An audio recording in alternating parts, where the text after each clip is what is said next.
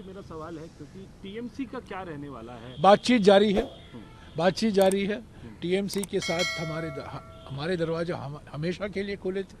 हम बातचीत कर रहे हैं, हम आज भी चाहते हैं, क्योंकि टीएमसी ने भी कहा है, ममता बनर्जी ने भी कहा है कि मैं इंडिया गठबंधन को मजबूत करना चाहती हूँ।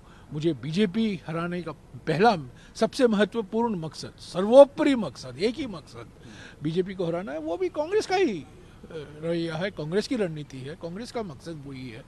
तो हम उम्मीद करते हैं कि तृणमूल कांग्रेस तू मैं तो होती रहती है हमारे दोनों पार्टियों के बीच में, पर हम ममता जी का बड़ा सम्मान करते हैं। और कांग्रेस पार्टी की कांग्रेस पार्टी ने उनको पहली बार सांसद बनाया था। कांग्रेस पार्टी में आगे गई है। कुछ कारण वो हमारी पार्टी छोड़ गई, पर उनका पार्टी का नाम देखिए, तृणमूल कांग्रेस। तृणमूल भी है और कांग्रेस भी है, तो दिल से कांग्रेस ही आई है। पीसी आप लोगों की या जॉइंट वो कल ही देखा जाए, क्योंकि ये बड़ा व्यस्त कार्यक्रम है।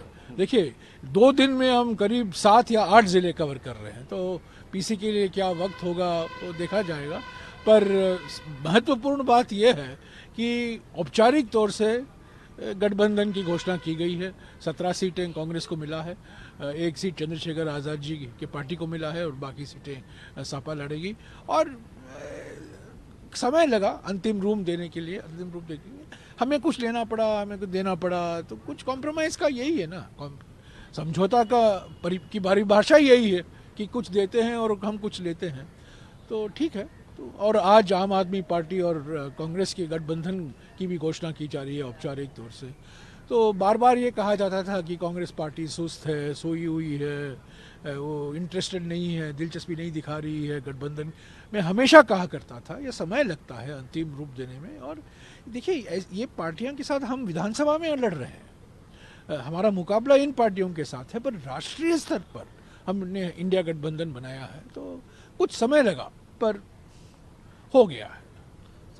बैटल ऑफ लोकसभा देखिए हमारी उम्मीदों के मुताबिक पलटी कुमार को छोड़कर और आखिरी वक्त पर आरएलडी भी एनडीए में शामिल हो गए। वो कई कारण थे उनके, पर इन 2 पार्टियों को छोड़कर सभी 26 पार्टियां इंडिया गठबंधन में हैं।